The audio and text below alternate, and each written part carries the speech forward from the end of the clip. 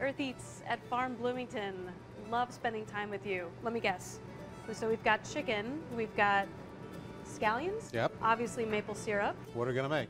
Delicious chicken wings. Chicken wings. All right, absolutely. all right. Now these chicken wings are a little bit different than the ones you go out and get at one of those chicken wing specialty restaurants. These are ones I make at home, and they aren't deep fried, and there's no added fat to them. So it's a little bit healthier version. So what I'm gonna do is just take these chicken wings. These are just plain old chicken wings. Got about a dozen there. We're gonna just kind of spread those out so they're all on the bottom. This is a non-stick pan, which is important because we're not adding any additional fat to these.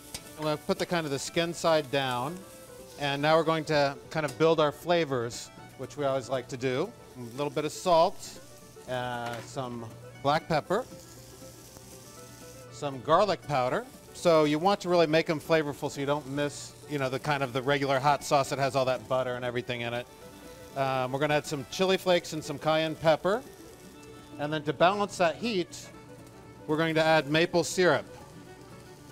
Okay, and that's going to give us kind of that glaze. Now this is not any maple syrup. This is from a local maple syrup purveyor. Yes, absolutely. Tim Burton at Burton Maple Camp makes this syrup. He also makes a signature syrup for the restaurant that has some lemon peel and spices in it. We're going to add some water. I'm just going to take about a cup of hot water, put that on the top. We're going to bring this to a good strong boil.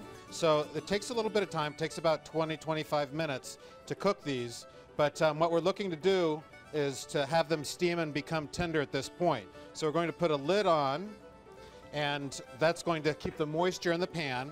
When you stick a knife in them and they're tender, then we're going to reduce the liquids into a glaze. So we're just going to let this simmer, and we'll come back to it in about 15-20 minutes. All right, I'll take a knife and just stick into them and see how the knife comes right out. It doesn't stick in the meat. That means that they're nice and tender and fully cooked. You really want to make sure your chicken is fully cooked, at least to 160 degrees. Okay, now what we're going to do is we're going to take the lid off and let these simmer and cook down until that liquid becomes a glaze. It almost looks like a honey or a syrup, and it's going to make the wings nice and shiny. Then we'll just finish tasting them, and they're ready to go. All right. All right, Annie, so you can see that this liquid is almost totally evaporated.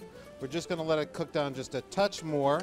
I'm just going to taste this for seasoning. I'm going to just a touch more salt. Now, you aren't a big chili head, are you? You know, I like spicy food, but only to a point. How spicy are we talking? Oh, it's not going to be like a habanero hot, but we'll just put another pinch of cayenne in there. I saw that.